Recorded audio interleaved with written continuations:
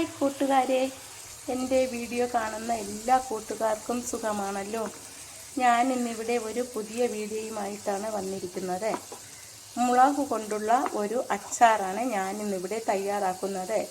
ഈ മുളക് അച്ചാർ കഴിക്കാൻ നല്ല ടേസ്റ്റാണ്. ചോറിൻ്റെ കൂടെയും ചപ്പാത്തിയുടെ കൂടെയും പുട്ടിൻ്റെ കൂടെയൊക്കെ കഴിക്കാൻ ഇത് മതി. മുളകച്ചാർ തയ്യാറാക്കാനായിട്ട് ഞാനിവിടെ ഈ ചെറിയ മുളകുകളാണ് എടുത്തിരിക്കുന്നത്. ഇത് നീളം ഉള്ള മുളകല്ല, അല്ലാത്ത മുളകാണിത്. ഇത് നമുക്ക് ചൂടായ വെളിച്ചെണ്ണയിലേക്ക് ഇട്ട് കൊടുക്കാം. ഇതിനെ ഒന്ന് വാട്ടിയെടുക്കാം. അച്ചാർ ഉണ്ടാക്കാൻ നീളൻ മുളകിനേക്കാളും നല്ലത് ഈ മുളകാണ്. എല്ലാ മുളകും ഞാൻ ഇതേപോലെ ഒന്ന് കീറിയാണ് എണ്ണയിലേക്ക് ഇട്ടത്, അല്ലെങ്കിൽ ഇത് പൊട്ടിത്തെറിക്കും. ഇതൊന്ന് വാടി വന്നാൽ മതി, കളറൊന്നും മാറേണ്ടതില്ല. ഈ മുളകെല്ലാം ഒന്ന് വാടി വന്ന് നമുക്ക് ഇതൊരു പാത്രത്തിലേക്ക് കോരി മാറ്റാം.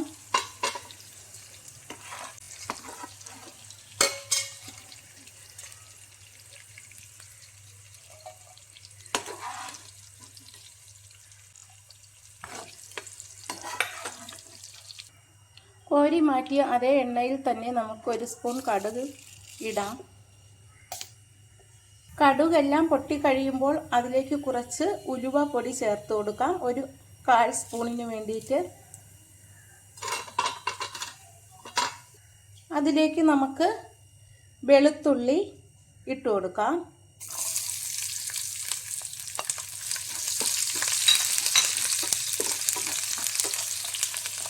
ഇഞ്ചി ഇട്ട് കൊടുക്കാം, ഒരു വലിയ കഷ്ണം അരിഞ്ഞത്.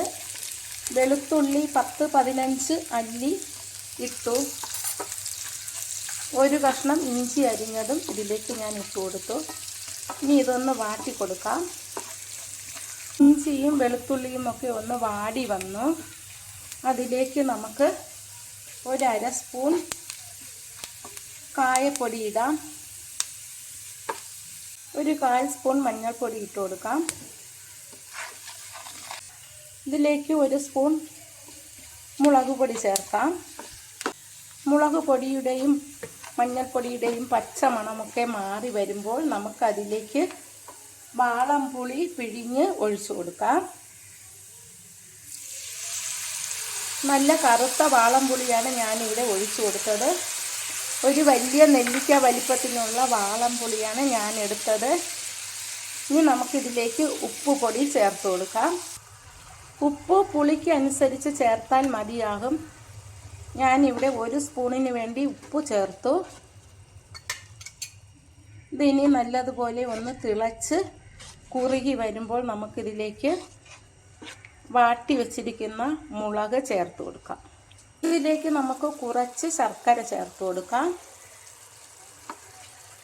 എന്നിട്ട് നല്ലതുപോലെ ഇളക്കാം. ഇതിലേക്ക് നമുക്ക് 1 സ്പൂൺ വിനാഗിരി ചേർത്ത് കൊടുക്കാം. ഇനി നമുക്കിത് ഇളക്കി കൊടുക്കാം. ഇതിലേക്ക് നമുക്കിനി വാട്ടി വെച്ച മുളക് ഇടാം. ഇനി ഇത് നമുക്ക് നല്ലതുപോലെ ഒന്ന് യോജിപ്പിച്ച് കൊടുക്കാം. ഇനി ഇതിൻ്റെ ചാറൊക്കെ ഒന്ന് കുറുകി വരുന്നത് വരെ നമുക്കിത് തീയിട്ട് കൊടുക്കാം. ഇളക്കി കൊടുത്തുകൊണ്ടേ ഇരിക്കാം.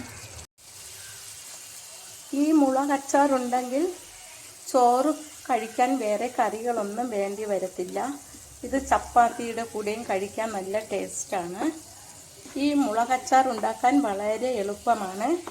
എൻ്റെ ഈ വീഡിയോ ഇഷ്ടമായെങ്കിൽ എല്ലാവരും ഇതുപോലെ ഒന്ന് ട്രൈ ചെയ്ത് നോക്കണേ. എൻ്റെ ചാനൽ ആദ്യമായി കാണുന്നവരെല്ലാം സബ്സ്ക്രൈബ് ചെയ്യണം, സപ്പോർട്ട് ചെയ്യണം. Thank you.